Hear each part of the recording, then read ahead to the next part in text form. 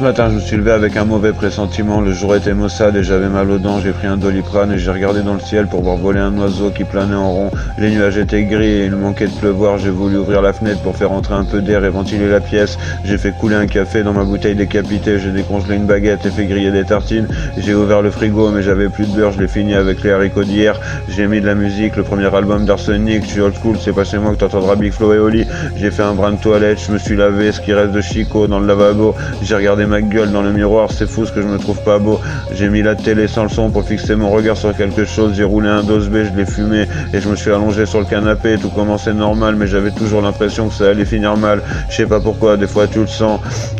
J'ai pris mon téléphone, j'ai essayé d'appeler Antoine, ça fait une semaine que je l'ai pas vu, d'habitude je passe pas plus d'un jour sans nouvelles, je suis un peu inquiet, je me dis qu'il a peut-être trouvé un mec, je me prends pas trop la tête, plus le temps passe, on arrive à midi, je vais au supermarché acheter le beurre qu'il me manquait et un paquet de fromage pour accompagner les tortillas que je voulais faire cuire, ça prend une petite demi-heure, en rentrant je croise le voisin qui avait perdu ses clés et qui me demande s'il peut appeler le serrurier, je lui dépanne le coup de fil et je tourne les miennes dans la serrure, enlève mes chaussures car je supporte pas de les porter à l'intérieur, je mets de l'eau dans la casserole jusqu'en dessous du rebord, de l'huile, du sel et je couvre avec une poêle sur la plaque, ça met 10 minutes à bouillir, je plonge les pâtes et quelques instants plus tard je les égoutte avant de mettre avec ce que j'ai acheté pour les accompagner, je me remplis une bouteille de sirop de citron, je me coupe une tranche de pain et je passe à table, dehors il tombe quelques gouttes, quand j'ai fini je range et je fais la vaisselle, je prends une feuille et un stylo et je me lance dans une lettre pour la femme que j'aime, la journée est bien engagée, il me faut 1 heure pour rédiger mon courrier, je lui parle de mon manque de thunes, de comment je pense à elle et qu'heureusement on a la fume, je lui dis que ça fait plus d'un mois que j'ai pas touché à la coke et que c'est un peu grâce à elle, je mets tout dans une enveloppe et je la franchis avant de poser sur le meuble dans l'entrée, je retourne sur le canapé, je me fais une partie de play,